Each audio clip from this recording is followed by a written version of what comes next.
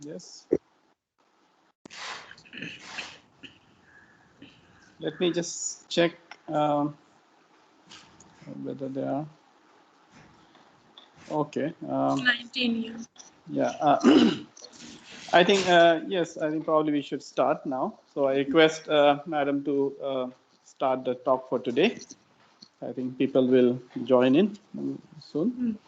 So, yes, but I think we can start. The time is already up. Yes, Madam, please. Before I start, I would like to whether I'm audible and visible. Yes, madam, you are visible, and as well you are audible also.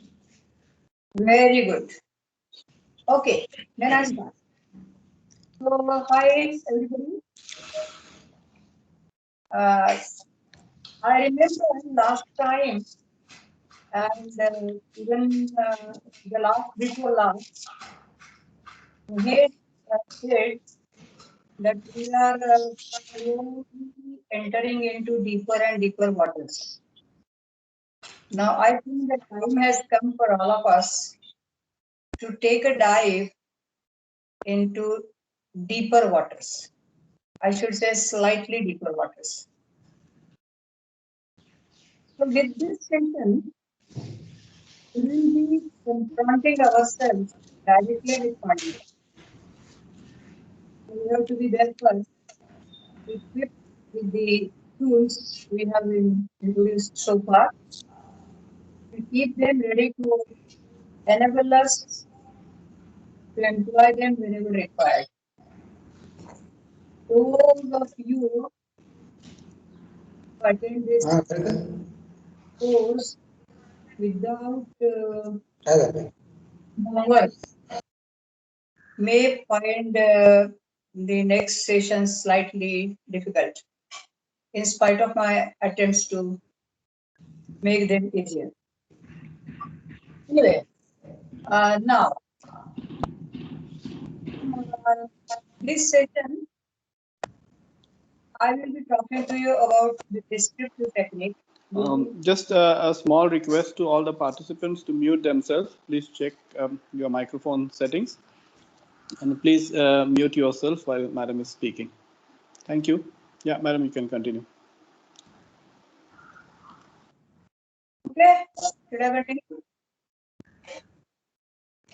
Okay. Yes, madam. We are today dealing with the topic descriptive technique of Panini. So the basic question is, what does Panini describe? Yeah, actually, Panini describes a language. So rather, how does he describe a language? Because there are several techniques of describing a language, particularly today, and also during ancient times, there were at least a few techniques. So which of those Panini has adopted?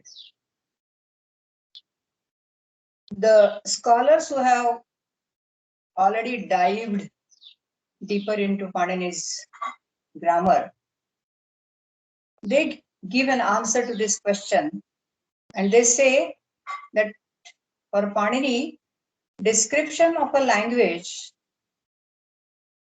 consists in derivation.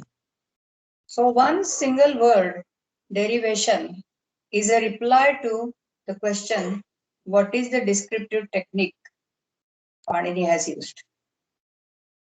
Those who have gone beyond the Sutra Patha of Panini, they have very well experienced that the whole of the Ashtadhyayi is like a production industry occupied with derivations of all kinds.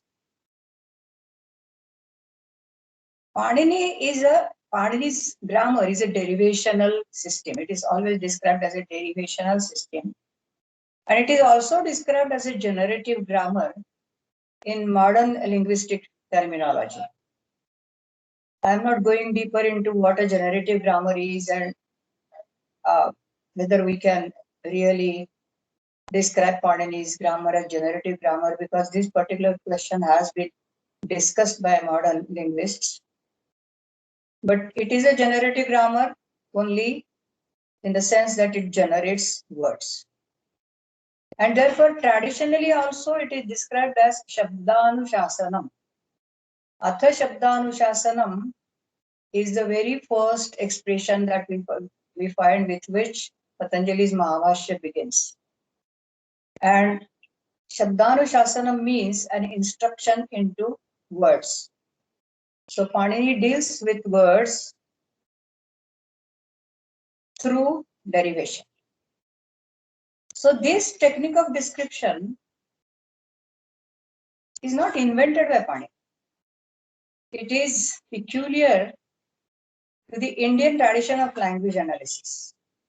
Because even in the earlier grammatical works, we come across the method of derivation being used extensively. For instance, in the Nirukta of Yaska, who preceded Panini perhaps by a couple of centuries, this technique of derivation is employed to interpret Vedic words. There are several methods of interpreting Vedas, and one of them is to interpret the Vedic words with the help of derivation.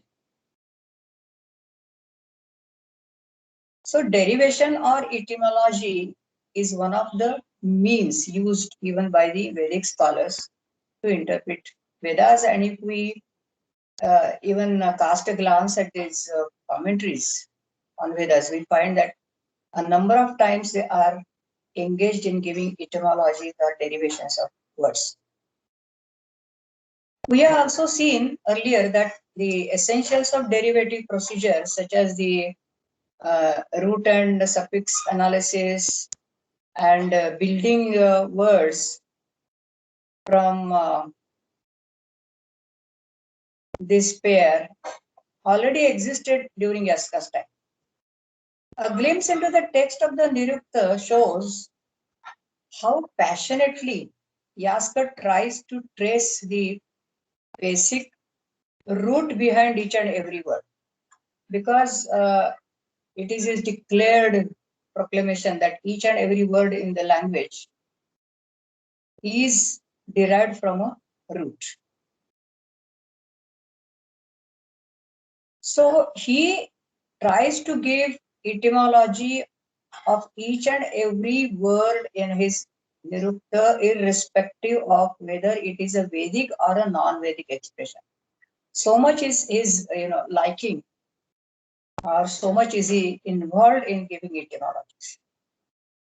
And he has also laid down the principles of derivation.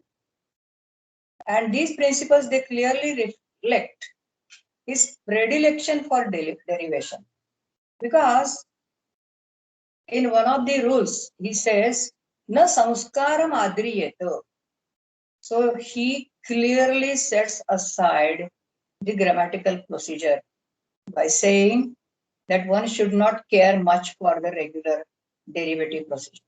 Actually, the very first principle says that as far as possible, an etymologist should follow the grammarian. But then if he finds that the grammarian is of not any help, then he should set aside the grammarian. In other words, he should set aside the grammatical procedure, because if he finds that it is not helpful in deriving a certain word, then he should devise his own method. And finally, he says that is more important. Natveva na nirbruyat. So one should never depart, one should never resign from deriving. And this is his proclaimed vow. And therefore, he is often found engaged in offering popular, rather unscientific etymologies. Etymologies given by Yaska are quite often used by Vedic commentators while interpreting the Vedas. But on a number of occasions, we find that they are very, very popular and they are really not acceptable. I remember at a couple of places, or even more, he tries to trace the root origin of a word to a hypothetical root, which perhaps did not exist because we don't find any form of the root in existing literature.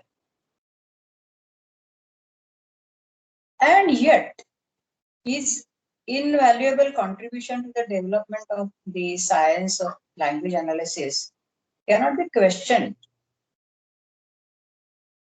Why I dwelt upon Yask for such a long time? I deliberately dwelt upon his style of derivation in order to situate Panini against this development which he received as a legacy, which Panini received as a legacy. A careful study of the Ashtadhyayi can show that it is not Panini's aim to derive every single word in the language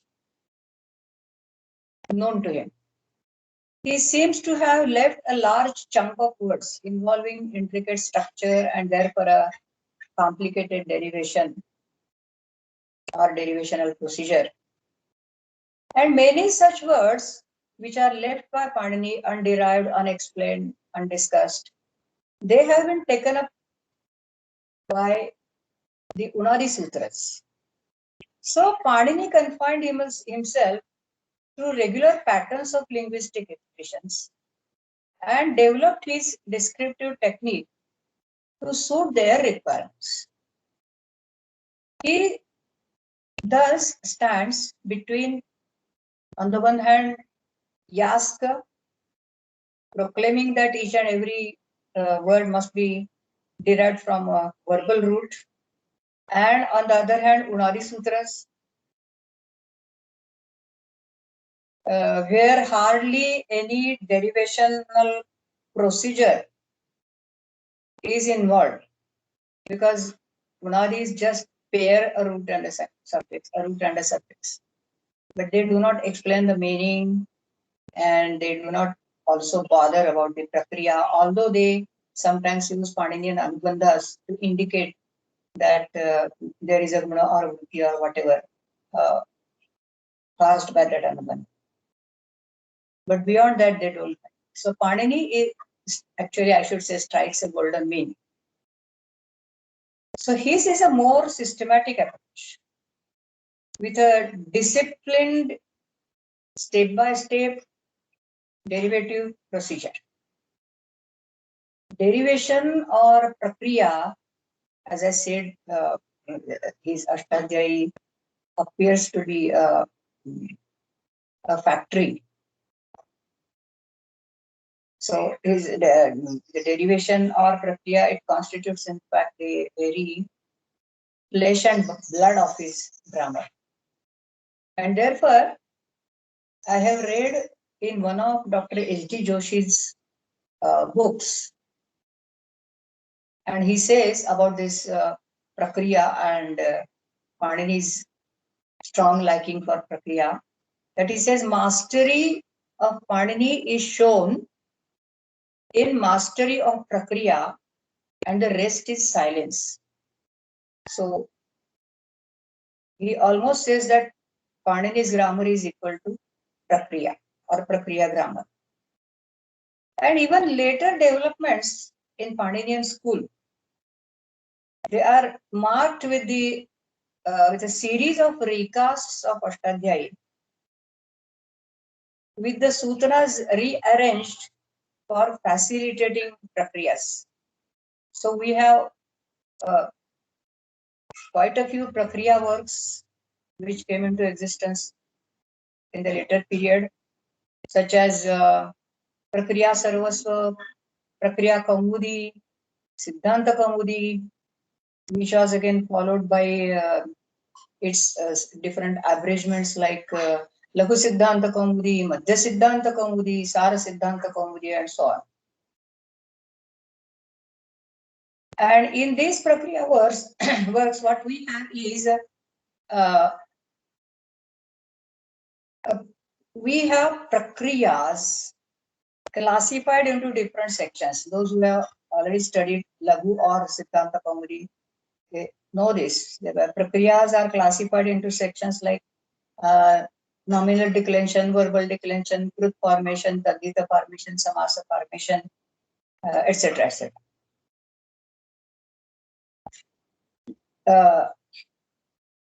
These prakriya works gradually replace the Ashtadhyayi in most of the traditional learning centers. And so, as time went on, study of Panini's Ashtadhyayi with the help of prakriya works, it became more popular. And the study of Panini's grammar in the way of Ashtadhyayi, the way he wanted, took a back seat. The reason is obvious. While the Prakriya mode of learning retained the intricacies of Prakriyas, which were involved in Prakriyas, at the same time, it made an attempt to wipe out the pace of Vyaghra and make Panini's grammar more student-friendly. It must be at the same time noted that the practice of writing a grammar in Prakriya mode did not originate in Panini school. It is traced to Katantra, a non-Paninian system of grammar which probably belonged to the early centuries of Common Era. And this was followed by a few other schools.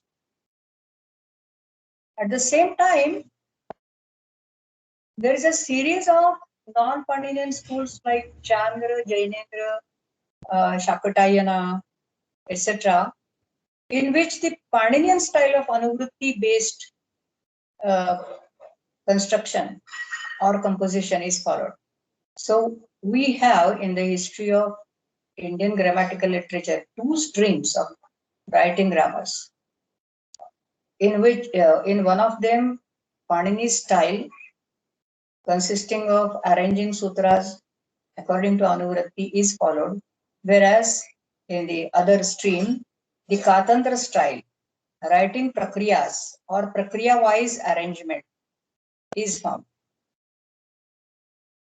Of course, the prakriya forms the central component of all the grammars. The only difference is that the Paninian grammar and the grammars following his style, in them, prakriya is not in the focus. And yet it exists as an undercurrent.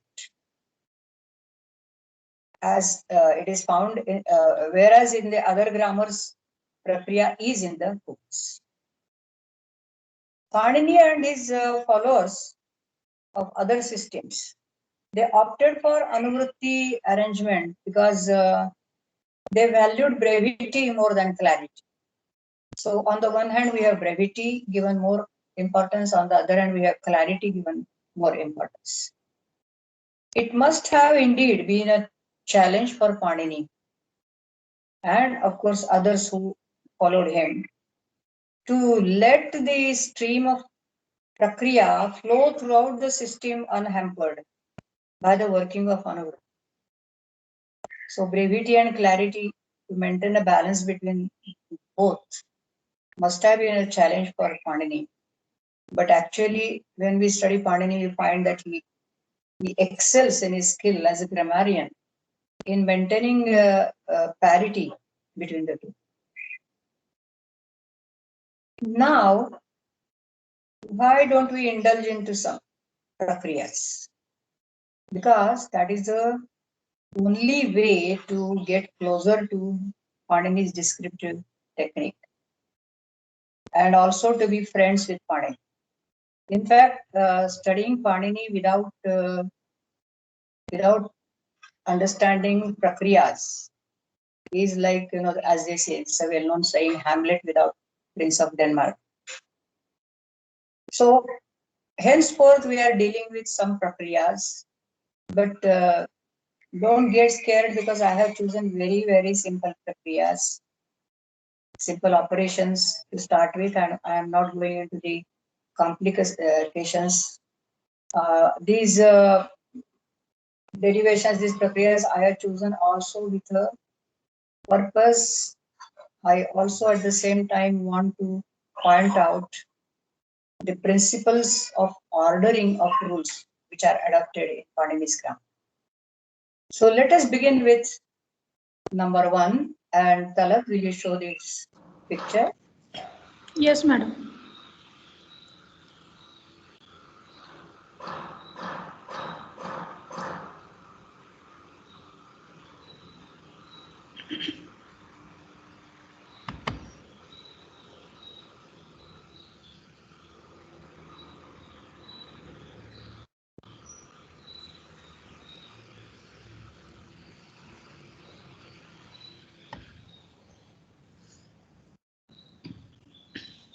Please check. Is it Yes. visible, madam? Yeah. You should ask others if it is visible for them. Yeah, from the audience side, please, anybody, please let me know. Is it visible? Yes, yes. Yes, Madam. yes. Okay, thank you so much. Thank you so much. Okay. So the first word I have chosen is Ramena. It's a very, very simple word. As you know, this word Ramena is the instrumental singular of the stem Rama.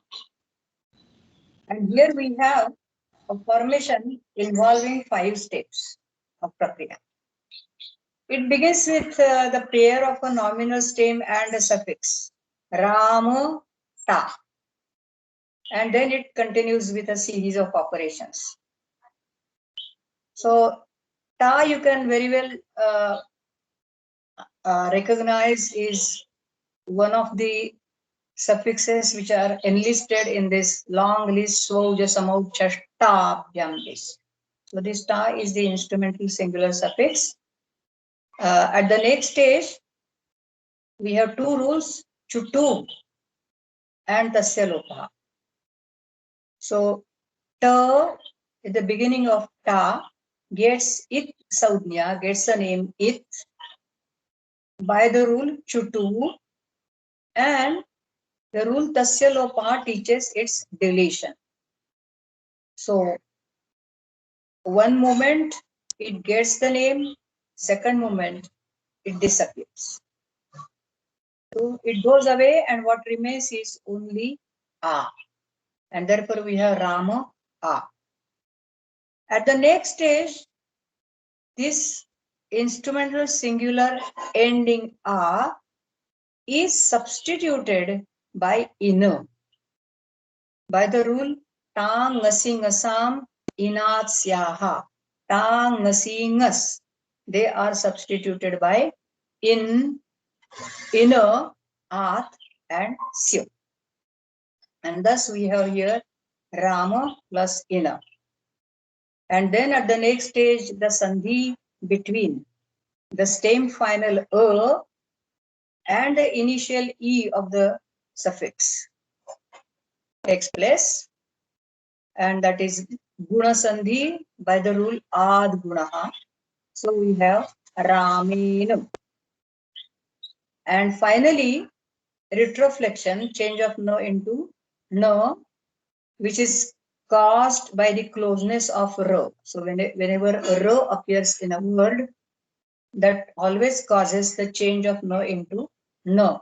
And the rule is rashabhyam no naha samanapade. At this stage, you don't need to understand the complete meaning of the rule. And if I try to explain it to you, it will be more complicated and more difficult also. So I have deliberately avoided certain things, and one of them is to interpret each and every rule for you. Now, in this particular case, the stem Rama doesn't undergo any modification. Rama remains as it is, whereas it is the case ending which goes on changing. But that does not happen always. That you have to remember. many times this stem also undergoes modification. Now let us closely inspect each step. What we notice is that the outcome of the application of the first rule has provided input for the application of the second rule.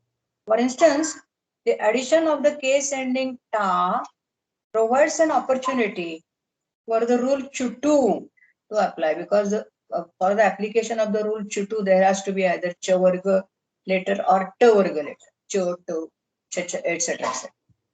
to apply. So the appearance of ta immediately invites the rule chutu to apply, and its saudhnya given by chutu further calls for the rule teaching deletion of ta. So usually its saudhnya and its deletion, they go together. Similarly, the close proximity between A of Rama and E of Ina, because they are together here, because they are in one and the same formation. So there is a samhita.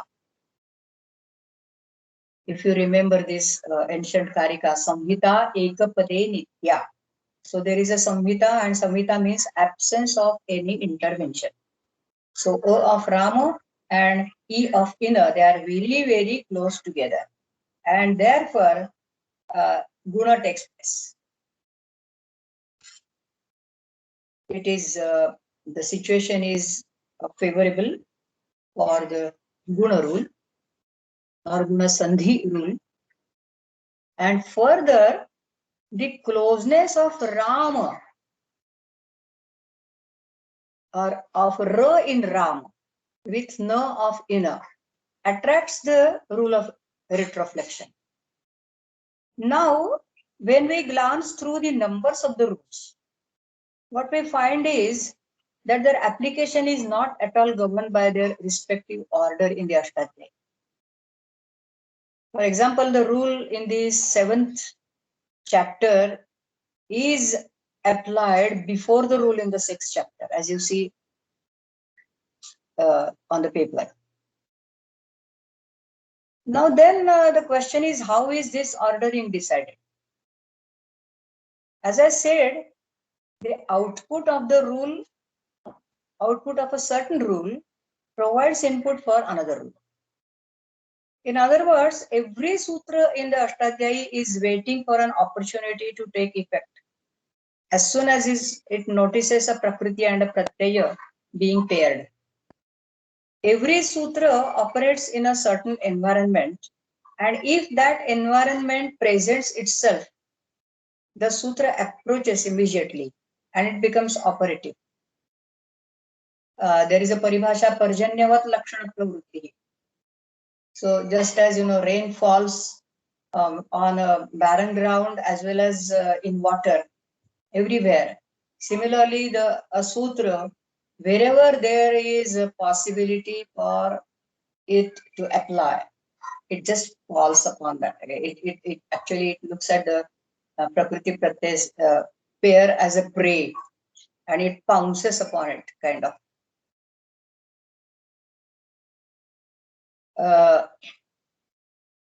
So the Ashtadhyayi ordering is just immaterial. It matters only in the final section called Tripadi, and that also we have seen earlier.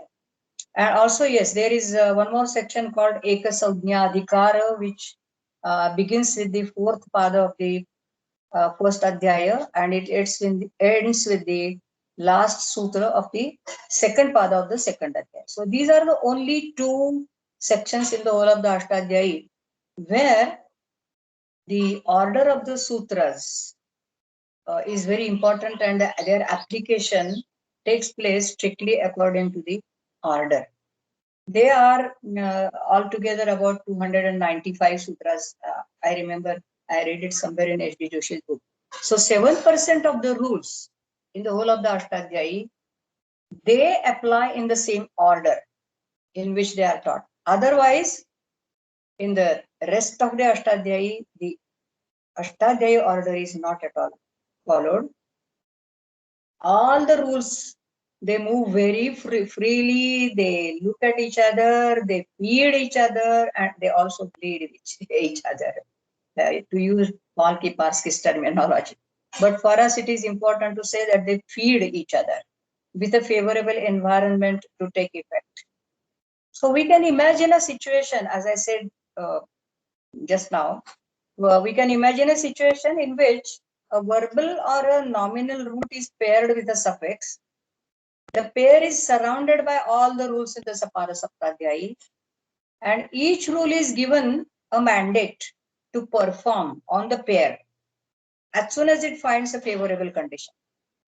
And if the favorable condition, say for instance, for rule B, is created by the performance of, say, rule A, it performs after A.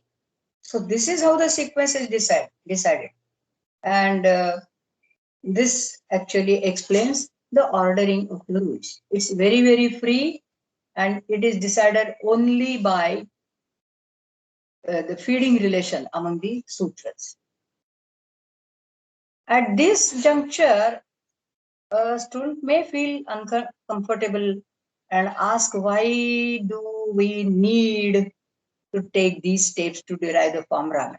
We use the word Ramana in the language. What exactly is the need to derive the word Ramana from Rama, Ta, and so on and so on? Is it really necessary to indulge in this fictional world of imaginary grammatical categories like Ta and It? The easiest way is to memorize all the 21 forms of Rama, as we have done in our schools. True. Memorization of all the forms, of all the nouns and all the verbal roots is always a better solution. And of course, we have to, in that case, we have to memorize all the forms that exist in the language. So we cannot skip derivatives and compounds and other constructions. So memorization of all these formations would certainly save us from this very, very intricate operational procedure. And this was indeed the earliest mode of learning a language. And Patanjali has recorded it in the form of a mythological narrative, which you find on this paper, which is in front of you. So the story reads like this. Brihaspati Indraya Divyam Varsha Sahasram Pratipadoktanam Shabdanam Shabdaparayanam Provacha Na Antam Jagamo. So when Lord Indra wanted to learn the language, Brihaspati, Indra is the god of gods, and Brihaspati is the preceptor of all gods. He is the divine teacher. So he taught him the language with reference to each and every word.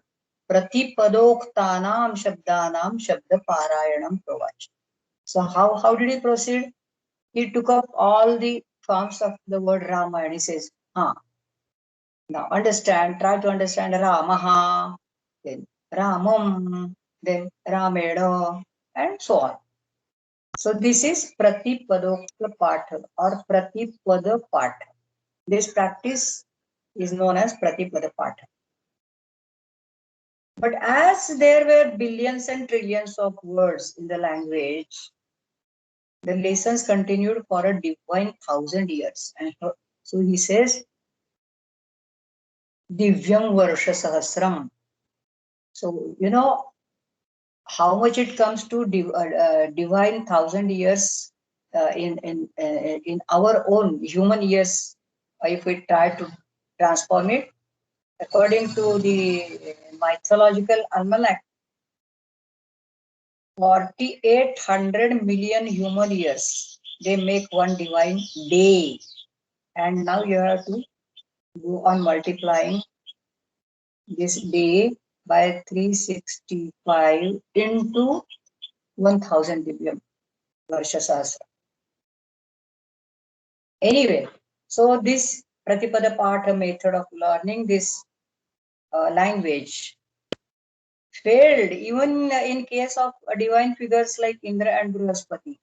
And therefore he says, Brihaspatischya pravakta, Indrascha adhyata. No less a person than Brihaspati was the teacher, and no less a person than Indra was the student. Both of them so great. And Divyam Varsha Sahasram Adhyayana Kala. Even the period was so long. Nacha Antam Jaga. Finally, he did not reach the end. And therefore, this cumbersome way of learning a language had to be abandoned. And this is suggested by Patanjali. And then he says, Kim Puna Adyatve. And then Patanjali says, this happened long ago with Indra and Brihaspati. What to say about today? Would you like to continue this method of Pratipada Patha even today? That means obviously not. So what is the alternative then? That also has been discussed by Patanjali. Patanjali actually shows that he has offered the solution, which is not a fact actually. But he says, Kinchit Samanya Visheshavat Lakshanam Pravartyam. Katham tarhi ime shabdah pratipattavyaha Kinchit Samanya Visheshavat Lakshanam Pravartyam Yeno Alpena Yatnena Muhatoh Mohata Shatrugan Pratipatyeram. So a composition containing general and special rules should be initiated by means of which we can understand with little effort great flows of words, streams of words. So with little effort, great fruit, great achievement. In fact, this mode of composition had come into existence long before Patanjali, though Patanjali attempts to take a credit of that. It may not be said like that because he already has studied Panini's Ashtadhyayi, and this very much applies to Panini's grammar according to him. So this Samanya Visheshavat Lakshanam, which means a text of sutras. Lakshana actually literally means sutra, but here we have to take it as a sutra pata, text of sutra or a text of grammar, which contains general and special or specific rules. But this technique of language description or language analysis must have been a result of the brainstorming of generations of composers of different knowledge systems. It may not have come so easily. Since Panini belonged to the lineage of these founders of systems, he received it as a part of the legacy and he also used it. So needless to mention that Patanjali's statement actually refers to Panini's grammar. So returning to the question of that imaginary student, it can be said that one has to choose between the cumbersome, lengthy, and monotonous mode of language analysis, that is Pratipada Patha, and another refined, sophisticated, and therefore involving rather intricate method. This is obviously similar to manually calculating large sums and using a calculator for the same work, or doing anything manually and doing the same thing with the help of a machine. That is the difference. Pratipada Patha is doing manually and using this Samanya Visheshavat Lakshana system is doing it with a machine. So the prakriyas like the one we saw just now, the Ramayana, they do take us away into the world of fiction. This grammar I have repeatedly said, and even now my own students tell me that grammar is a fiction. Yes, it's a world of fiction, but they ultimately land in reality. They equip you with ready to use speech units. And it also needs to be understood that one prakriya, like that of Ramena, holds for hundreds of, you can say even thousands of formations of the same type. Say for instance, Ramena, Vanena, Krishnena, Rathena, Gamanena, Brukshena, you go on adding any number of words. Further, language analysis through derivation is the most suited technique for an inflecting language like Sanskrit. Because words in an inflecting language, they can easily be split into stem and suffix or stem and suffixes. And therefore, this method quite well suits a language like Sanskrit. And above all, and I feel this is very significant, the skill with which Panini has designed the prakriyas reflects his extraordinary genius. They speak for his remarkable talent and intuition. And this we can understand only after we carefully study the whole of Panini's grammar and try to grasp its soul. But I will again remember S.D. Joshi at one place said that Ashtadhyayi is not just an analysis of a language. It is a generative calculus. So he compares it with a machine.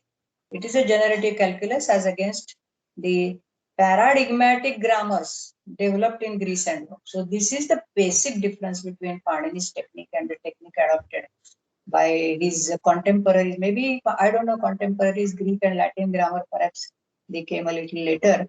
But they use this paradigmatic style, dealing with each and every word separately. So this is the main difference that you have always to remember.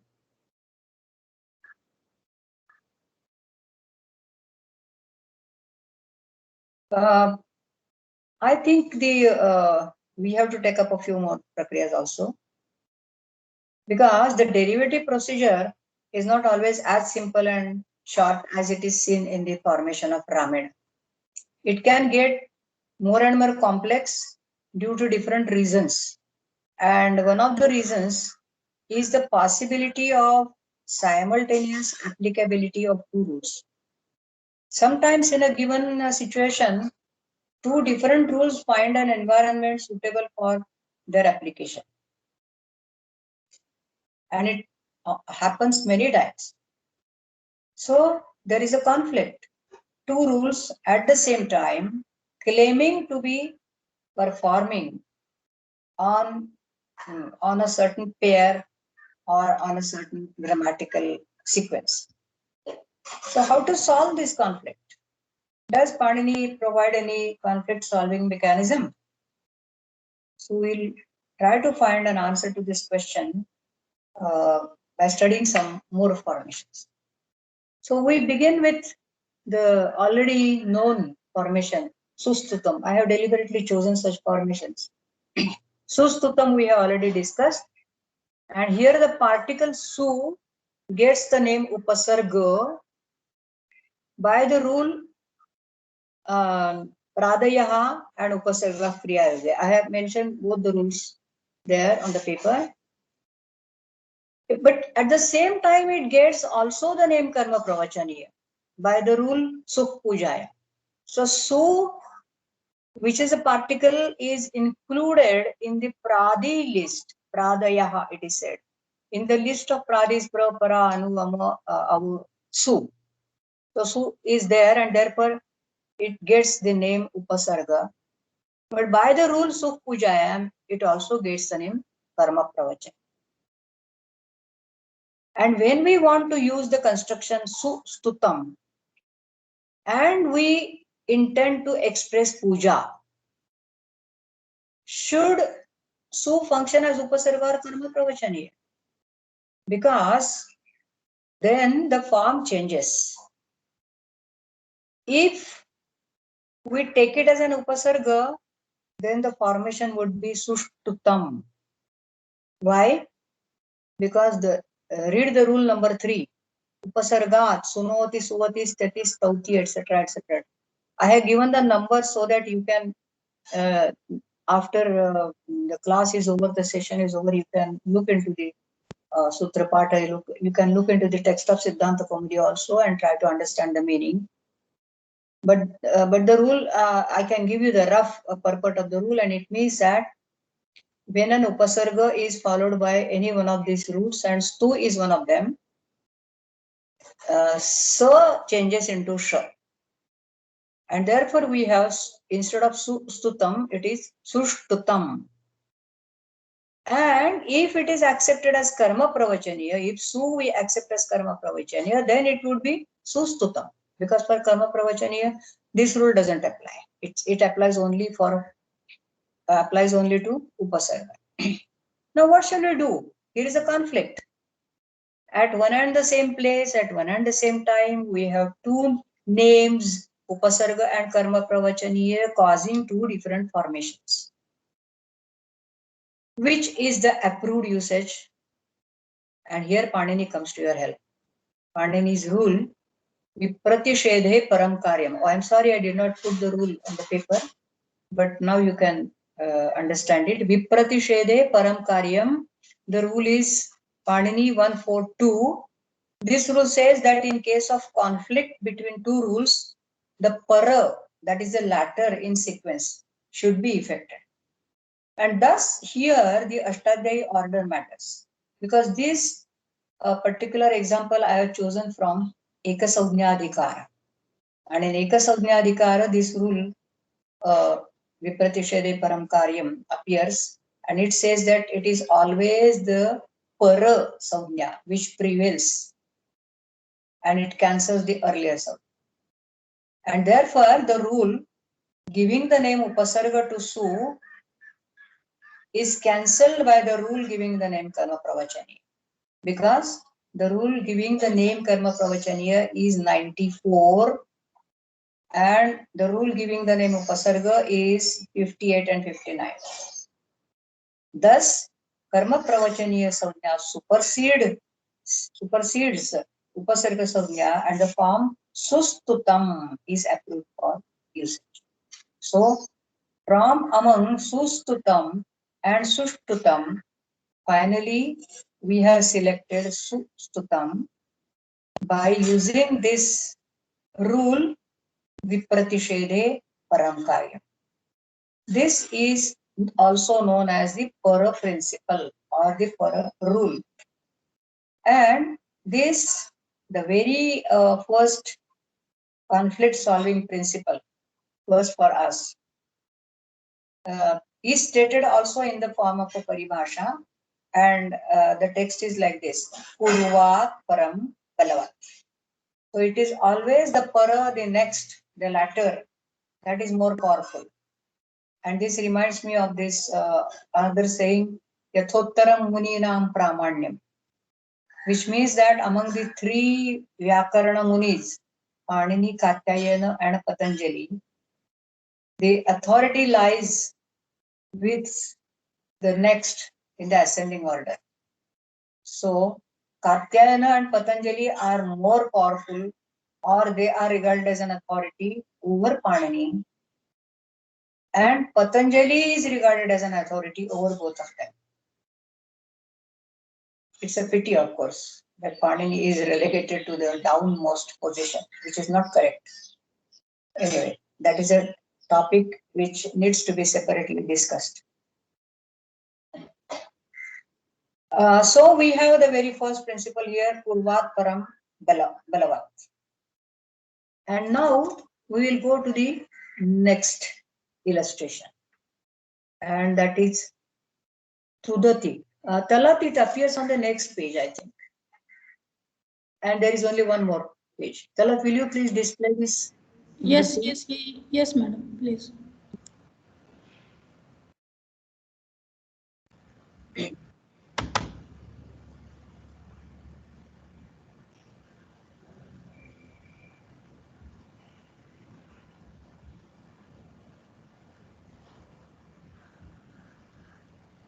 Yeah.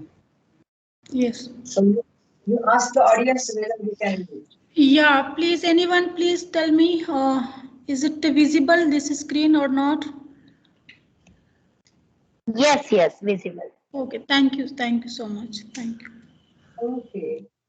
So we have another very, very simple form to the T.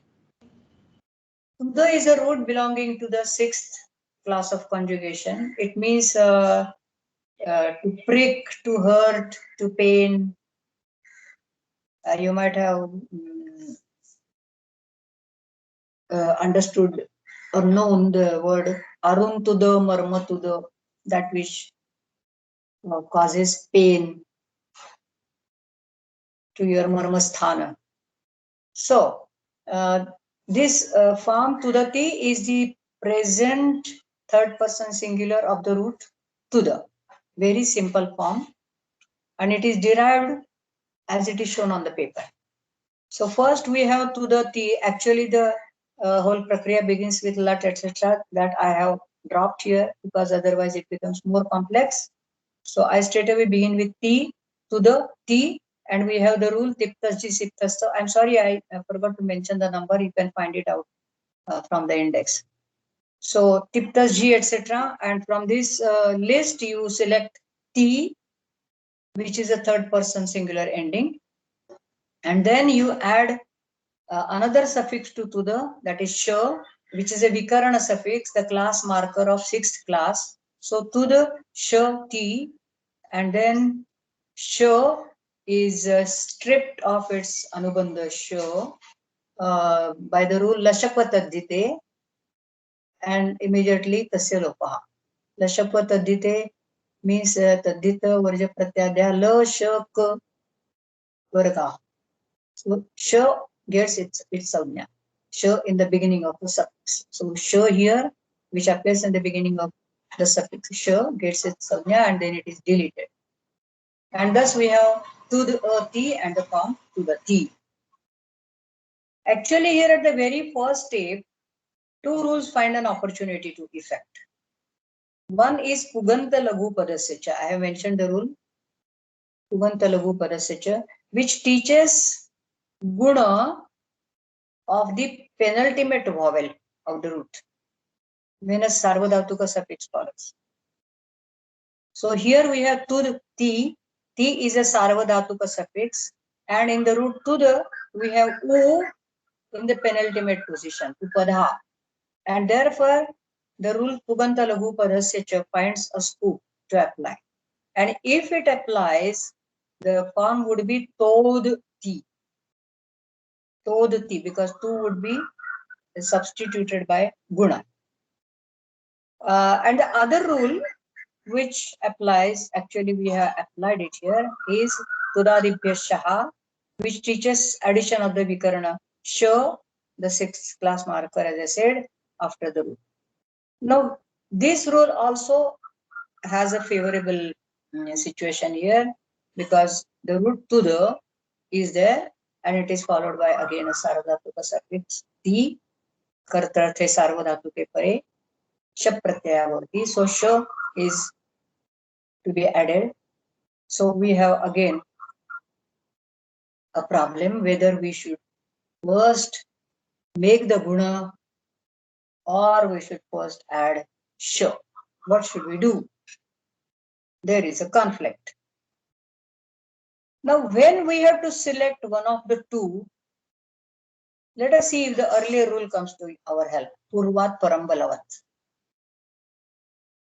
And we'll find that Tudadibhya Shaha is 3, 1, 77, and Puganta Laghu Padasya belongs to 7th. So Puganta Laghu Padasya is obviously the later rule. However, we notice one more peculiarity here, particularly about the rule Tudadibhya Shaha. And that peculiarity, which is marked by the commentators, is that the rule finds an opportunity even after the other rule is effected. That is something very strange. Quite often it happens that whenever there is a conflict and it is resolved in favor of, say, one rule, After that rule is effected, the other rule doesn't find any scope to apply. So the other rule has to retire. But it doesn't happen in this case. Here what happens is that even if you apply Puganta Laghu Padasya and make Tudo as Todo, even then Tudadibhya Shaha would apply. That means this rule, Tudadibhya Shaha, applies before Puganta Laghu Padasya applies, and it applies after Puganta Laghu Padasya is applied. So such a rule which can apply both before and after the application of its rival is called Nitya. And the definition is Kruta Kruta Prasangi Vidhi Nitya. Krutepi pravartate akrutepi pravartate. Adrushaha niyamaha nitya bhavati. And when such a Nitya rule is in conflict with another Anitya rule, then obviously the Nitya rule prevails over the other rule, which is Anitya. Because that Anitya, why it is called Anitya? Because Puganta Laghu Padasya cannot apply after Sha is added. After Sha is added, it becomes the Shati, and Sha is, although it is a Sarvodhatuka, it is Nit. Did I mention the rule here? Yeah, Sarvodhatukam Apit. This rule is an Atidesha rule. So it makes this Sha Nit. So because Sha is Nit, the rule Niticha applies. And Niticha tells us that there will be no Guna and Vruddhi if the suffix is Kit or Nit. So we have a Kit suffix here, no Guna. Thus, Puganta Laghu Padasya does not apply after Tudadibhya Shaha is applied. On the contrary, Tudadibhya Shaha very much applies even after Puganta Laghu Padasya is applied. And therefore it is Nitya, and the conflict is thus solved in favor of the Nitya rule. And thus there is another rule, Parat Nityam Balavat.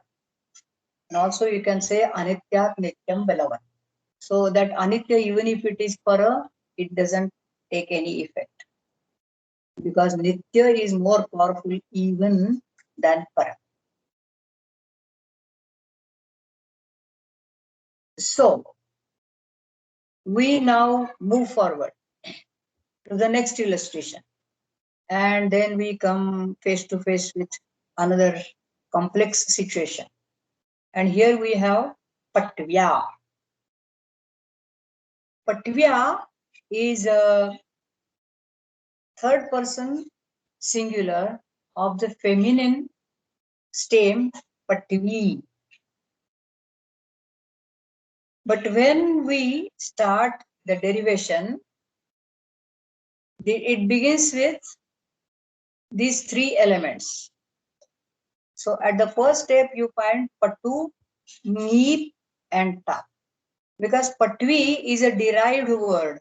It is derived from the masculine word Patu by adding the feminine suffix E to it. And therefore, we have to put all the three elements Patu, E, and A. Or Patu, Neep, Tap, and then Patu, E, A. And at the next stage, we find that one and the same rule, Ikoyanachi, finds twice opportunity. Again, we have a very unique situation here, in the sense that there is a conflict, but not between two rules. There is a conflict of one rule with itself, because the places where it is going to apply, they differ. So the rule has question to ask itself whether I should jump on this situation or I should jump on that situation. I will make it more clear to you.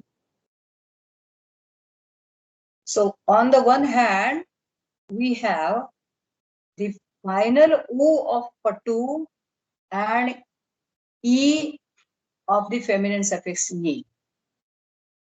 So there also is the same rule applicable, ikoyanachi. And on the other hand, we have E of ni, which is followed by A of tap. And here also the same rule, ikoyanachi, becomes applicable. So ikoyanachi has now to decide whether it will effect first between patu and E or between E and A. This is the conflict. Now, which of the two opportunities will it grab first?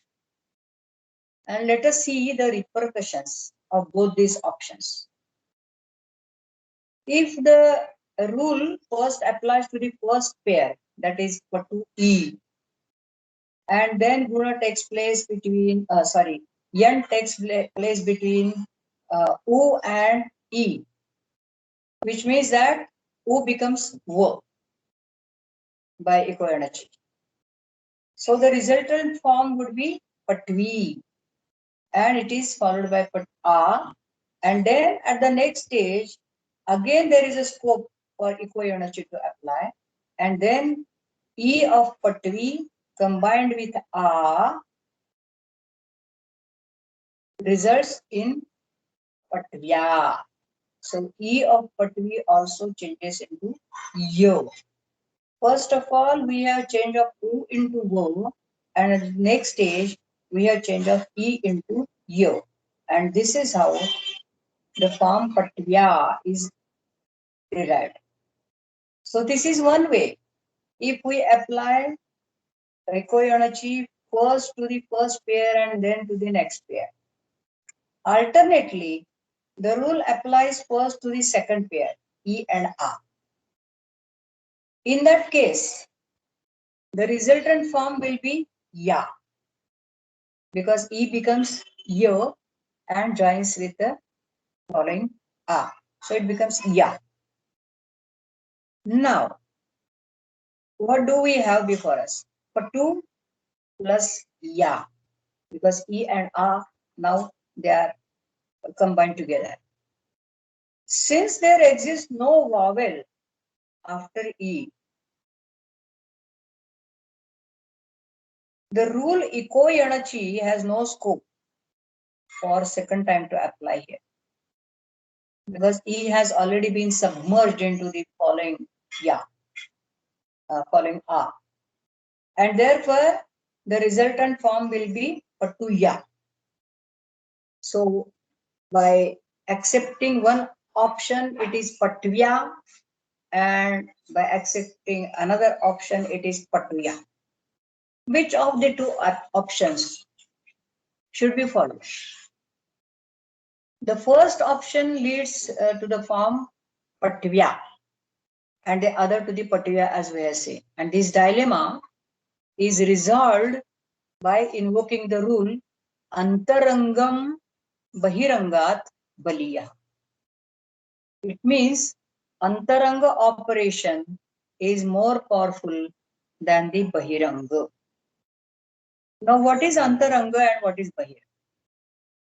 Traditionally, these two terms are variously defined, but the core meaning of the terms is that antaranga refers to inside, earlier, that comes before, or that lies within. And bahiranga refers to outside, latter, or that comes after. So in the present case, when we put the immediate constituents, patu e a, immediate constituents is a phrase from modern linguistics, but it very much applies here, patu e a. And we see that the operation concerning patu e is antaranga, because the constituents, they are earlier, they come before the other two constituents. I mean, if we look at them in a linear position, they come first. Whereas the operation concerning E and A is Bahiranga with reference to this Antaranga operation, of course, because these constituents are latter. Incidentally, we have to remember that Panini's derivation begins with immediate constituent analysis, and therefore we have put all the three in the beginning. We did not begin with Patvi plus A, but we begin with Patu E A.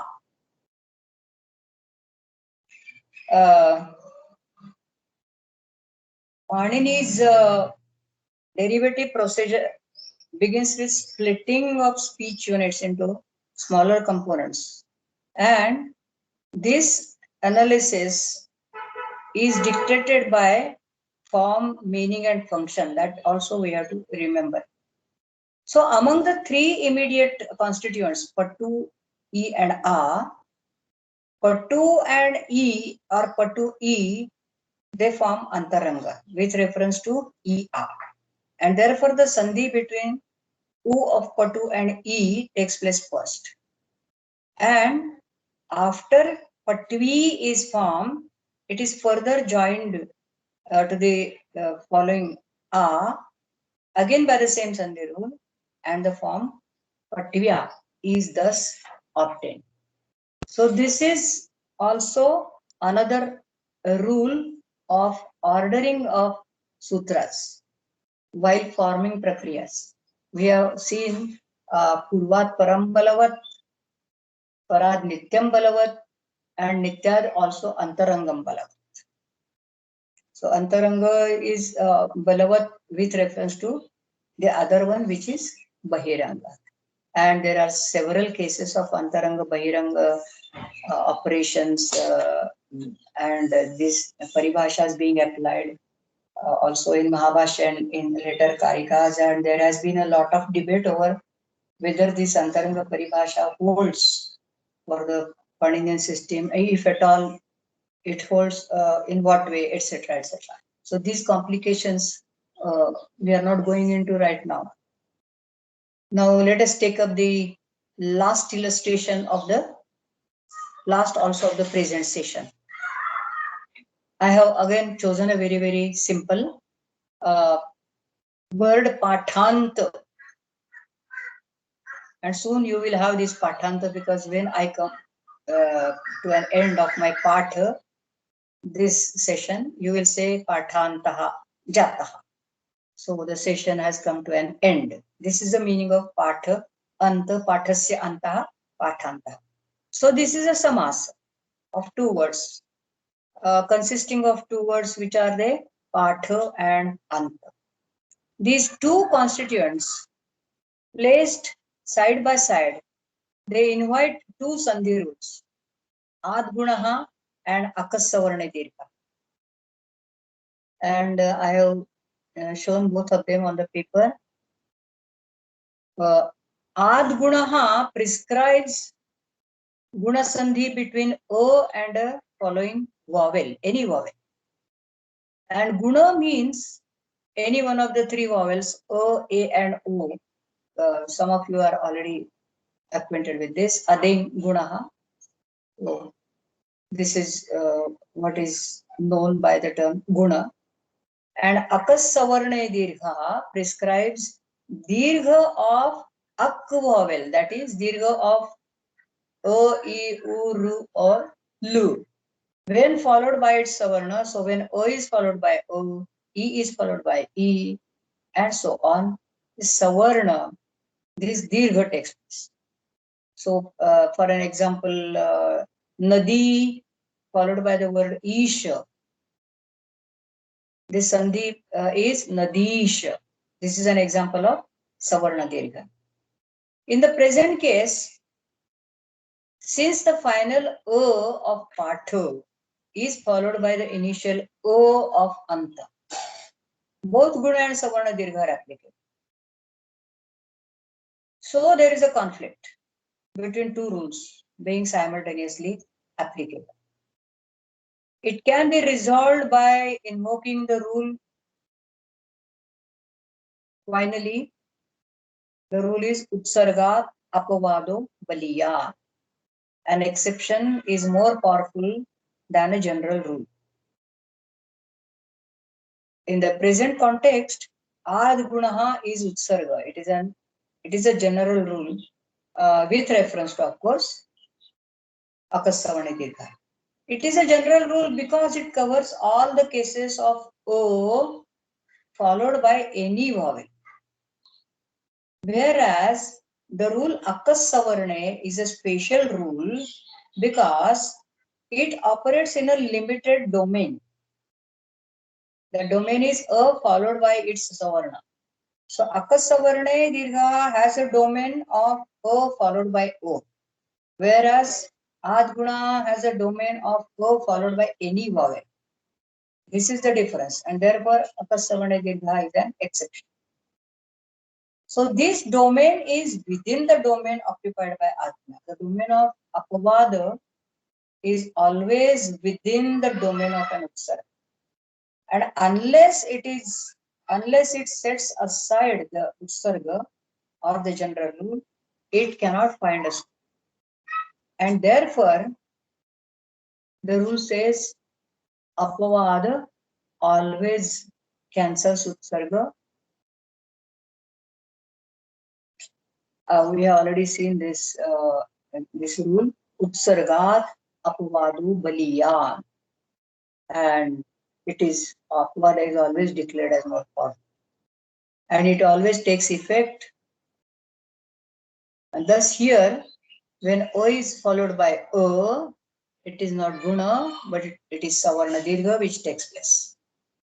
So this utsargapavada nyaya is very widely used in the Ashtadhyayi. In fact, it forms the basis of the formation of Panini's rules.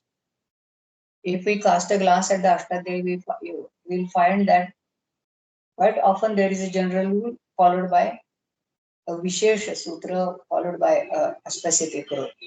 So that always is there in the Ashtadhyayi.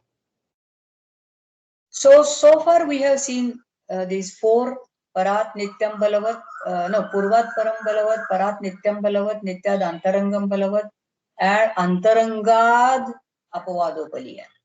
Antarangad Apavadopaliyan is not actually the text we have seen here, it is Utsargad Apavadopaliyan. But that is what is also intended by the grammarians, because they have put all these rules together in one paribhasha, and that paribhasha says paranityantar rangapavadanam uttarottaram baliyaha. So among the para, nitya, antaranga and apavada rules, it is the latter in the sequence which is more powerful. So which is latter in the sequence? When there is a conflict between para and nitya, nitya is latter, it is more powerful. Between nitya and antaranga, antaranga. And apavada is the most powerful of all. So whenever there is a conflict between, say, a para rule and an apavada rule, or between a para rule and an antaranga rule, it is always the latter which prevails. This is the meaning of this paribhasha. And thus, apavada is the most powerful of all the earlier types of rules in case of conflict. Now, what does Panini say about it? Has Panini formulated these paribhashas in his Ashtadhyayi? We have seen one, Ipratishede Param Karyam, earlier. So, Purvat Param Baliyat is clearly stated by Panini. But others we don't see in the Ashtadhyayi. We don't see even the word Nitya, Antaranga, Apavada used by Panini. And but they are at the same time very extensively used by his commentators. So though Panini has not explicitly stated any one of these rules, they fit very well in his scheme. Perhaps they are too well known to be stated, and therefore Panini skipped them.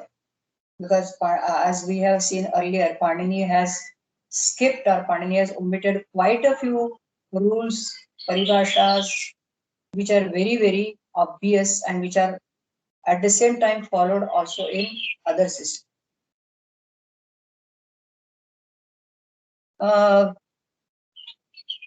Some of these rules have been shown by Patanjali and his followers as having sprung from popular maxims. So these rules, they hold not only in Shastras, but they hold also in day-to-day practice. This is how Patanjali tries to explain it. And there is a passage, for instance, in the Bhashya. I'm sorry, I did not give you that passage. Anyway, I will read it out to you. So this passage says Naiva Ishwaraha Ajñapayati Napi Dharmasutrakaaraha Pathanti Apavadaihi Utsargaha Padyanta Kim Tarhi Laukikoyam Drushtantaha Loke hi Satyapi Sambhave Badhanam Bhavati Tad Yatha Dadhi Brahmanebhyo Diyatam Takram Kaudinyaya iti Satyapi Sambhave Dadhidanasya Takradanam Nivartakam Bhavati. So I'll give you the meaning of all this. It means neither does a king issue an order or command, nor do the makers of law, Dharmasutrakaraha, read that general rules should be cancelled or set aside by special rules. So there is no any special statement, any law, any rule which is issued by the king or the lawmakers that Utsarga always should be cancelled by Apavada. What is it then? Well, it is a popular maxim, and there are several illustrations in our day-to-day practice. And then Patanjali gives an illustration. In the ordinary practice among people, it is seen that cancellation takes place even when there is a possibility. So Patanjali goes a step further and he says that even when both the options can perform, they are not allowed to perform at the same time. It is only the special that performs, and the general always has to be cancelled. And then he gives an example.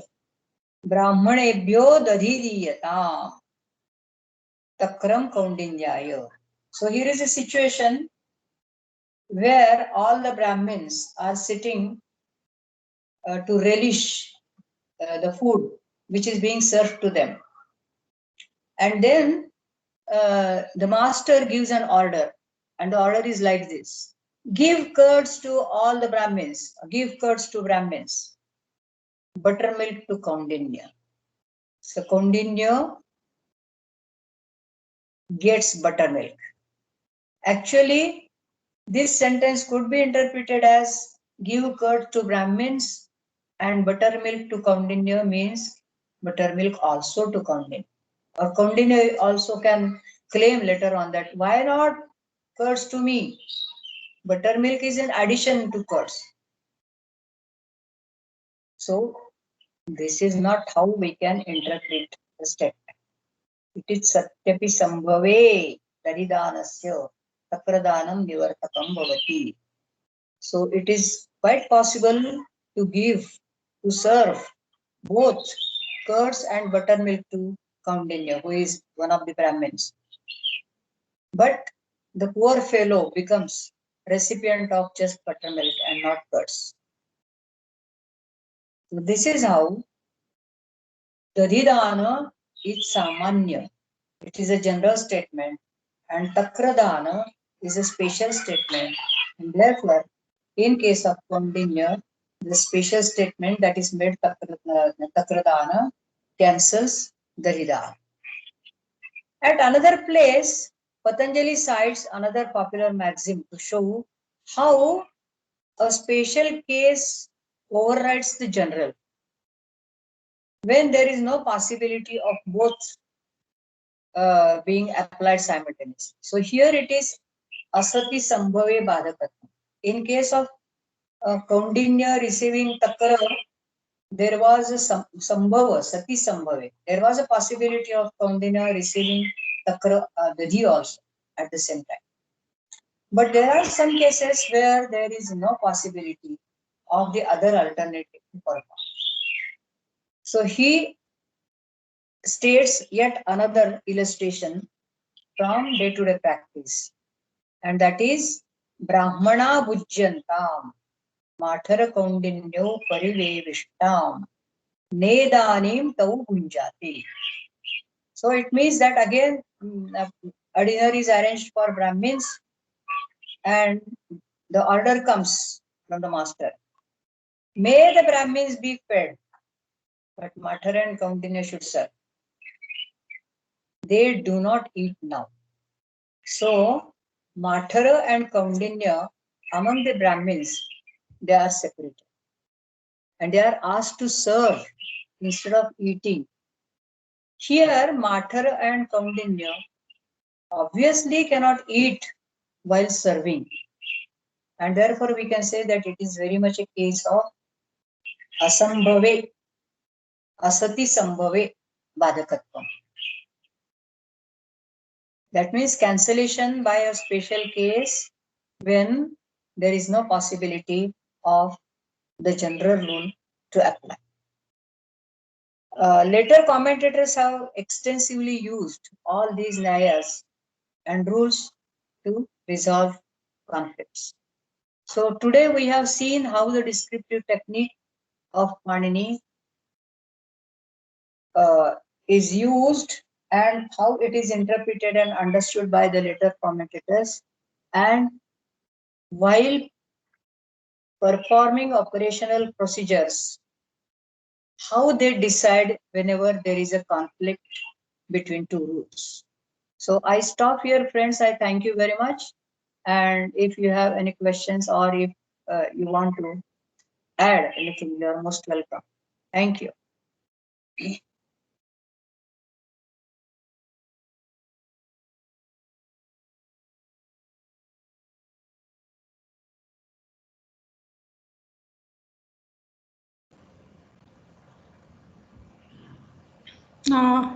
Madam, I think Manthan, he raised his hand. So Manthan, please ask your question. Namaste. As you said, if you just want to add in today's context, as you said, Vipratishade Param Karyam, in computer coding language also, in the language of C and C++, when we feed the integer values. I'm sorry, Manthan, I cannot hear you. Will you please be a bit Hello? louder and more clear, Manthan? I cannot hear you. Please speak clearly and loudly. Will you? Hello, is it audible now? Yes. Is it audible now? Yes, Madam. Yes. I think so. Yes.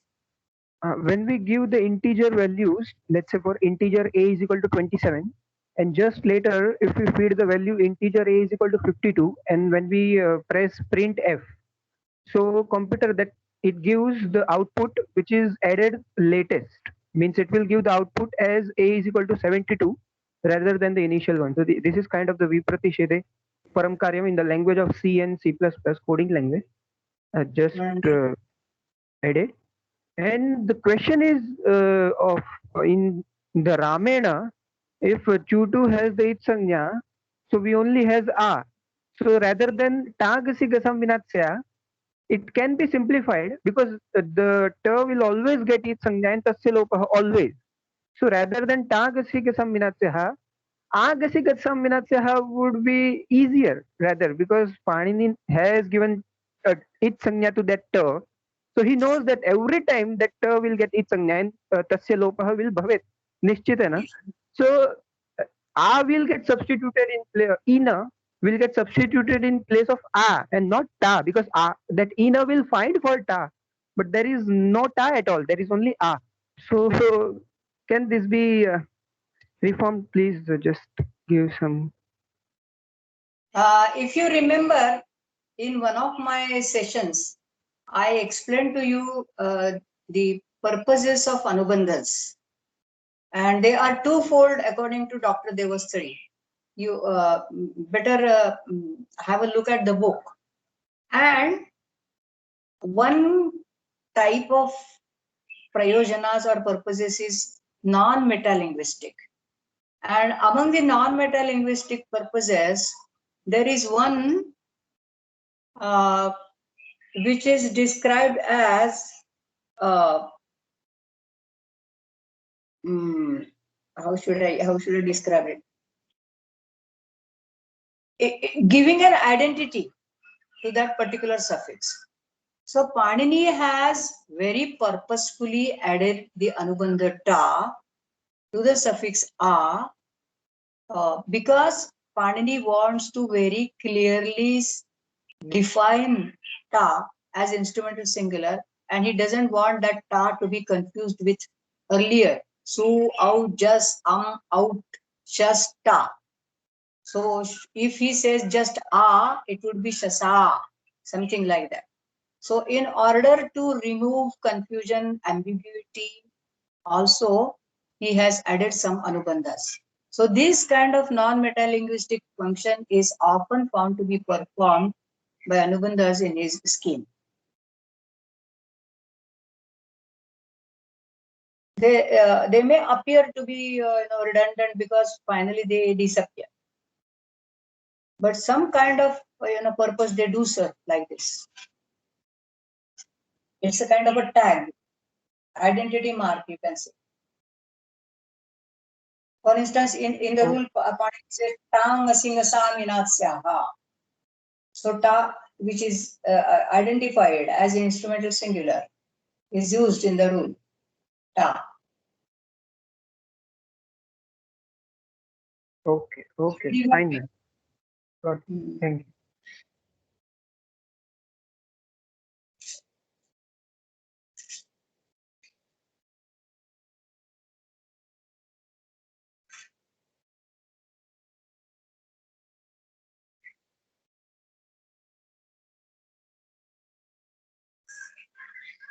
Actually, the topic I covered today is slightly difficult. It needs digestion from your part. Though I have omitted quite a few examples which are rather complex. You can find them when you read Siddhanta Kaumudi or any other text. And then you can apply these ordering rules and ordering paribhashas and then find out how they fit in these prakriyas.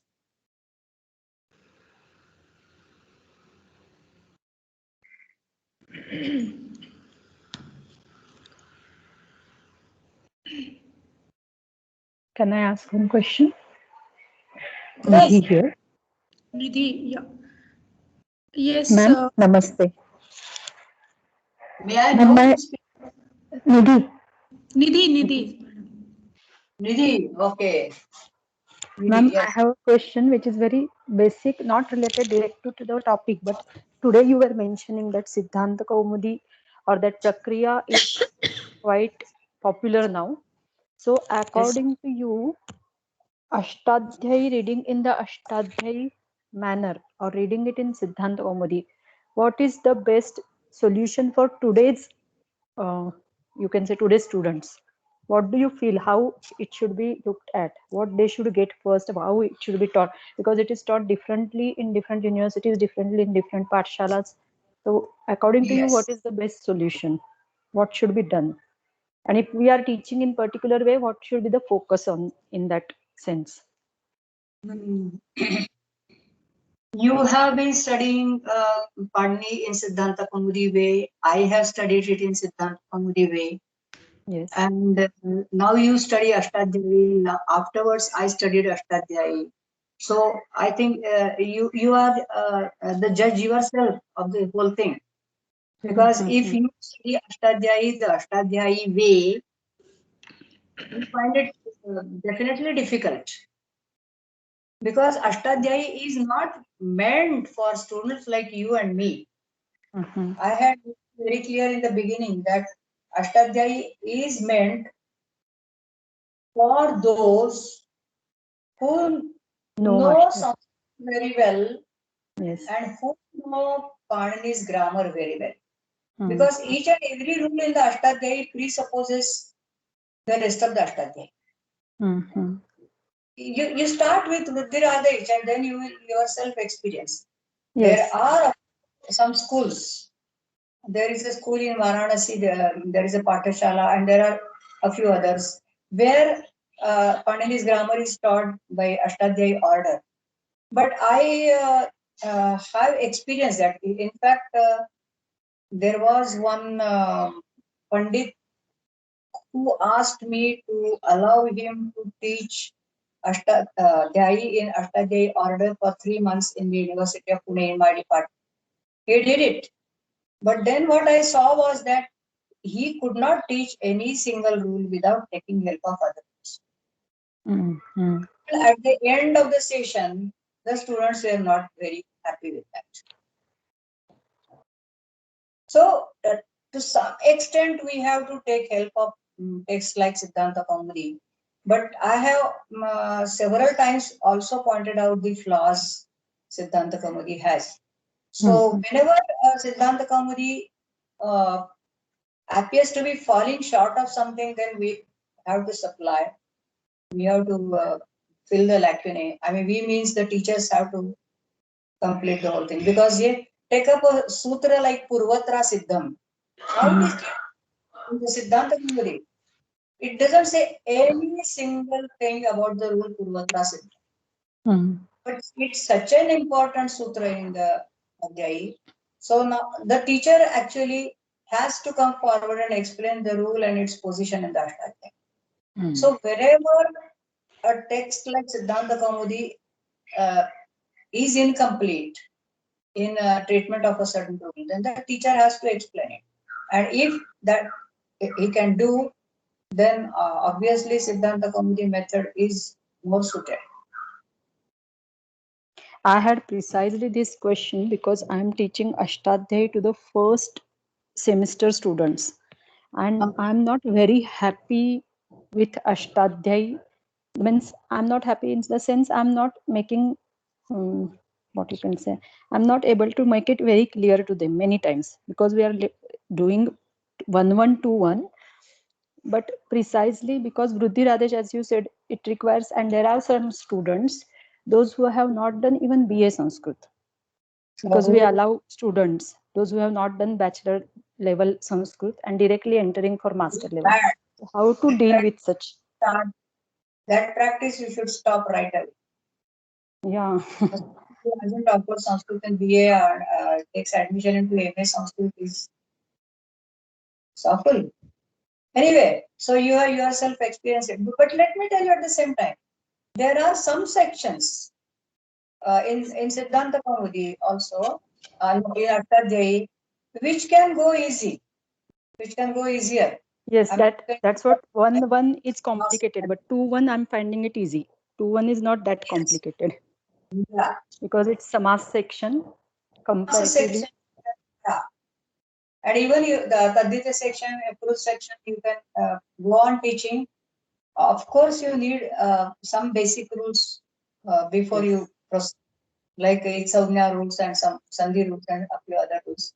But then it goes smooth, this Ashtadhyayi order. Because it is a thematic division. Yes. The same topic continues, full suffixes one after another. Yes. Yeah. Thank you, ma'am. Okay.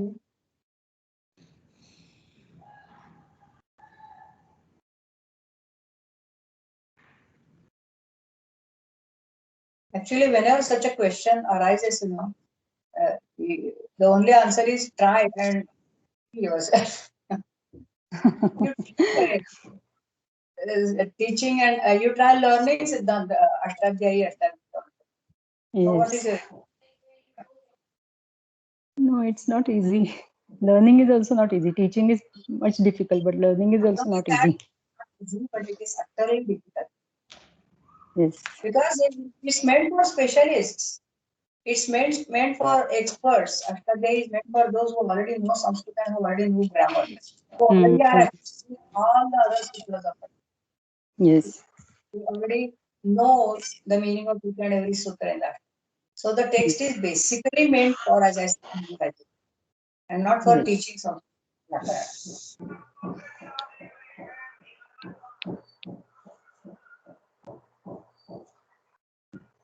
Thank you very much, ma'am.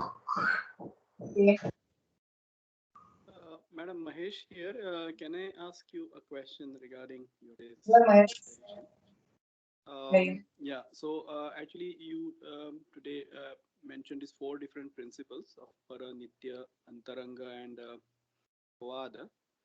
So, but I mean, Panini has only mentioned Para in his own Ashtadhyayi. The other principles are actually basically deduced by the commentators. So, Yes. do you think that, I mean, Apavada, of course, as Patanjali says, it's very natural. Can it also kind of do a job in place of Nitya and Antaranga? Is it possible, or do we really need Nitya and Antaranga principles? What is your? Do you mean to say that are the different Antaranga principles required for Paninian analysis? Yes. This is what I mean, your or question. we can simply work with Para and Apavada. I think Nitya and Antaranga, they are not that technical as you understand it. They are very, very common things. And they are not just followed in grammatical text, but they are followed also in other systems. So Antaranga is a very, very common principle, whatever is closer has to be effected first. Maybe Antaranga Paribhasha is not followed the way it has been stated. But, just a moment. But the concept of Antaranga very much exists there in the Ashtadhyayi. We do need it. And later on, actually, I don't think I can introduce this topic to this in this course, this Siddha theory, which is stated by H.D. Joshi. This the concept of Siddha is very close to the concept of Nitya. So it exists. As the word Siddha does not exist in the Ashtadhyayi, Panini never uses it. Panini uses only Asiddha. But the word Asiddha implies Siddha. It is a pratidvandvin of Siddha. And it is a very, very meaningful, very, very significant concept as H.D. Joshi has shown. And this Siddha concept goes very close to Nitya concept. And there are many, many examples which can prove it. So they are certainly needed for Ashtadhyayi.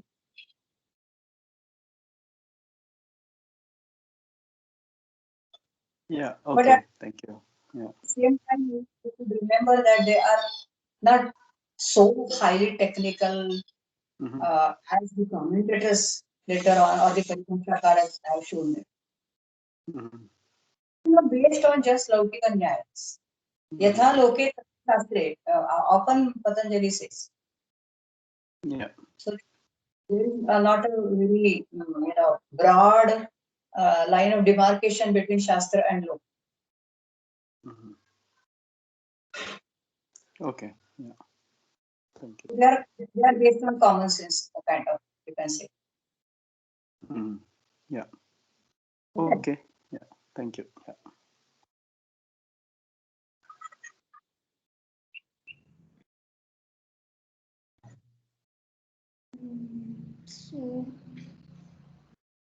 So now it seems there is no question. So yeah. As we go deeper, the number is declining. It looks like. Yes. Yeah. It's going deeper, huh? Yeah. So now we ask sir, Professor Devkar sir, should we stop here today? So Yeah. I mean, if there are no other questions, yeah. yes, we can stop. Yeah. Actually, just one question I would like to ask before we stop. And I mean, we were talking about this Ashtadhyayi order, and as Madam said, it was not so probably useful for teaching new students. But then, I mean, it seems that it has been followed almost more than a millennium, because our first prakriya, I mean, the first text in Paninian tradition which actually adopts the topic-wise arrangement comes, very late. I mean, if you take Rupavatar of Dharmakirti or the later texts.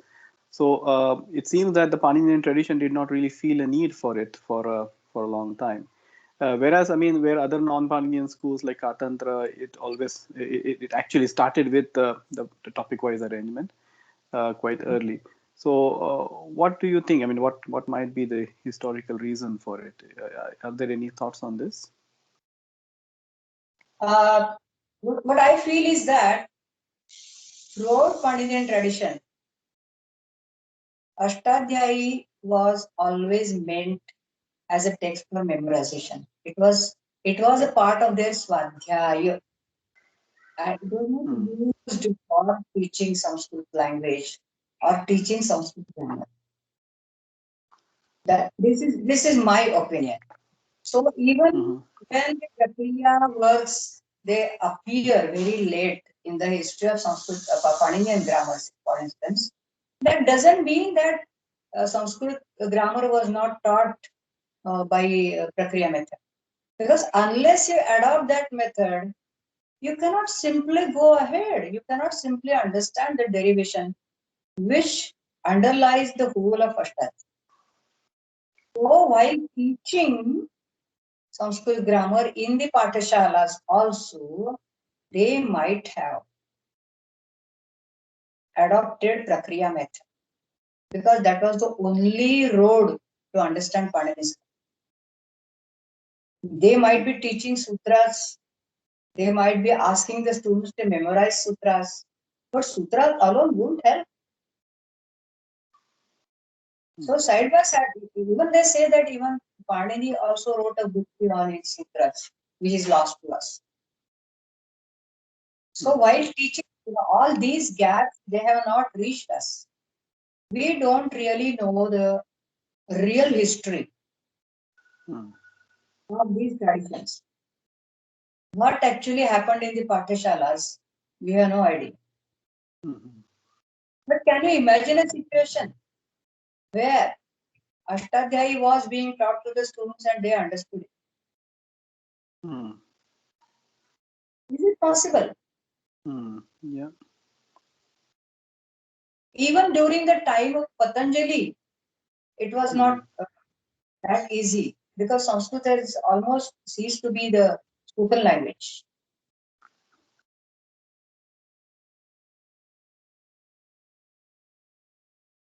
Did you get my point? Yeah. Okay, good. Are there any last minute questions from the audience? If not, then maybe we can stop here today and meet again next week. So, are there any questions, Talat? No, Any sir. raised hands? No. Okay. No. Good. Then I think let's stop here. People seem to have been in the holiday mood. Yes. Okay, so holiday mood, and so all the best to all of you for the weekend and the week ahead, and we will again meet on Saturday. Till then, a very goodbye to all of you, and thanks to Professor Bhate for this lecture today. And I must say that, I mean, it is really a pleasure to listen to them one more time. I mean, after a long gap. I remember, I mean, that particular incidents, madam, which you mentioned, teaching Ashtadhyayi by Ashtadhyayi way. I think we were the students on who were part of that experiment. So, yeah, yeah. So, okay, but yes, wonderful. Thank you very much, and see you next week. So till then, keep safe and keep keep happy and see you again on Saturday. Yeah, thank you very much. Thanks a lot. Thank you Okay. so much. Thank you. Madam, thank you. Bye bye. Thank you so much. Bye bye. Bye. Bye.